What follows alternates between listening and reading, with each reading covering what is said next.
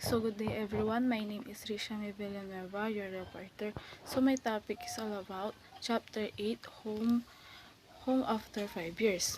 So, sabi po dyan sa PowerPoint is, pagkatapos umalis ni Jose Rizal sa Rome noong Hulyo 3, 1887, naglakbay siya patungo sa Marseilles bilang unang bahagi ng kanyang pagbabalik sa Pilipinas. Matapos ang 5 taong pag-aaral sa Espanya, sa Marseilles sumakay siya sa barkong Dainema na dati ring sinakyan niya noong 1882.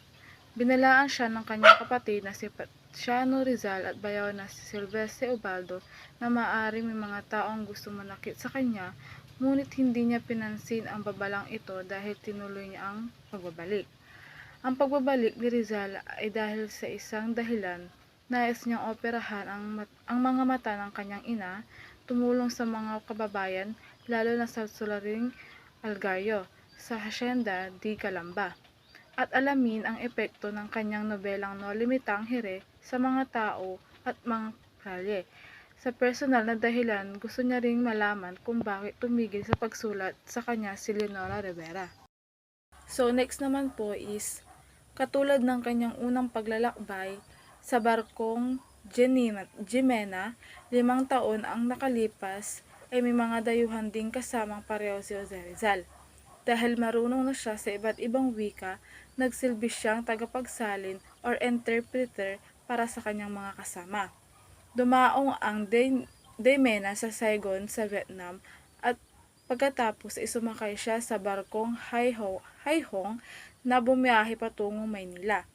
Noong Hulyo 30, dumating siya sa Manila noong gabi ng Agosto 6 at makalipas ang 2 araw ay nakarating siya sa Calamba. Masaya ang kanyang pag-uwi, ngunit nag-aalala ang kanyang pamilya sa kanyang kaligtasan. Ang kanyang No Limitang Here ay nagdulot ng galit sa mga praili dahil inakusahan siya ng paninirang puri laban sa simbahan at naglalaganap ng paghimagsik na ideya. Dahil dito, sa mga unang araw ng kanyang pagdating sa Calamba, hindi pinayagan ng kanyang kapatid na si Paciano Rizal na lumabas-labas siya sa bahay upang matiyak ang kanyang kaligtasan. Next naman po is, sa kabila ng paghihirap ng kalagayan, sinikap pa rin ni Jose Rizal na makatulong sa kanyang komunidad. Nagtatag siya ng isang klinika sa Calamba at ang una niyang pasyente ay ang sarili niyang ina na si Donna Teodora Alonzo. Matagumpay niyang naalis ang double katarata sa mga mata ng kanyang ina, kaya itinuring itong isang kahangahangang tagumpay ng mga mamamayan.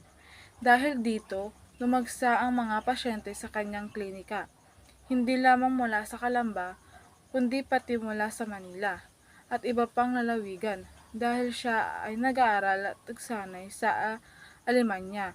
Tinawag siya ng mga tao na Dr. Oliman o ang Aliman na doktor. Marami ang lumapit sa kanya upang humingi ng payong medikal.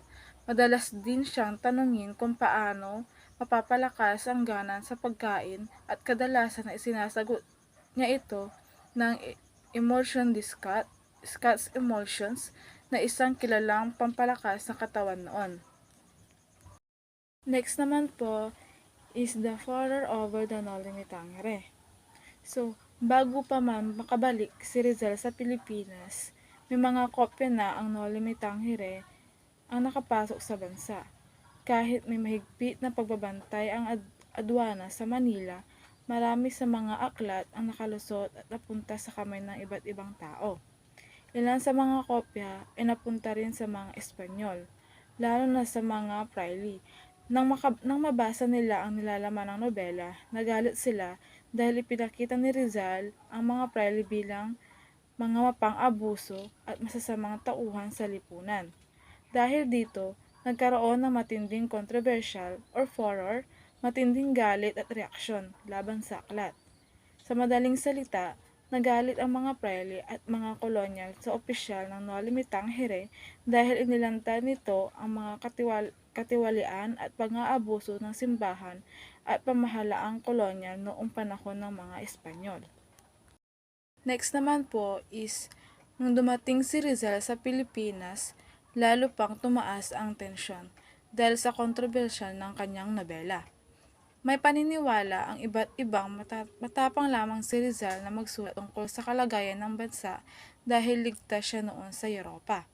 Kaya nang bumalik siya, nais niyang patunayan na hindi siya duwag at handa siyang harapin ang mga isyu sa kanyang sinulat. Umabot ang pandinig sa Gobernador General na si Emilio Terrero ang usaping tungkol sa nobela. Ipinaalam ng kanyang mga na ang Noli Me Tangere ay may mga idea tinuturing sa paghihimagsik o laban sa pamahalaan. Dahil dito, pinadalhan siya ng liham si Rizal na pinapapunta ito sa Malacanang upang magpaliwanag. Sa kanilang pag-uusap, sinabi ni Rizal na hindi layunin ang pagkalat ng mga subversibong idea. Ipinaliwanag niya na ang nais niya lamang gawin ay ipakita ang tunay na kalagayan ng lipunan sa Pilipinas noong panahon ng mga Espanyol. Sa madaling sabi, layunin ni Rizal na ilantad ang katotohanan at hindi mag-udyot ng rebelyon. So next slide naman po is, dahil pinangangambahang malagay ang panganib ang buhay ni Rizal, nagtalaga ang Gobernador General na si Emilio Terrero ng isang bodyguard para sa kanya. Ang bodyguard na ito ay si Jose Travel de Andrade, isang tenyente na hukbong Espanyol. Sa kabila ng kanilang pagkaibang pinagmulan, naging magkaibigan sila dahil pareho silang may magkatulad na pananaw at interes. Matapos basahin ni Gobernador General Terrero ang nobela, wala naman siya nakitang mali o pangalin na nilalaman nito.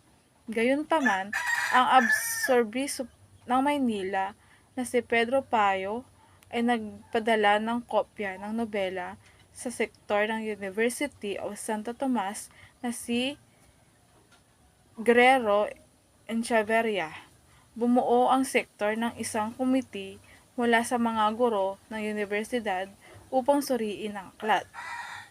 Sa madaling salita, habang pinoprotektahan si Rizal ng pamahalaan at walang nakitang mali ang Governor General sa nobela, ang simbahan naman ay nagsagawa ng masusing pagsusuri sa Noli Me Tangere dahil sa mga kontrobersyal na ideya dito tungkol sa lipunan at ang mga private.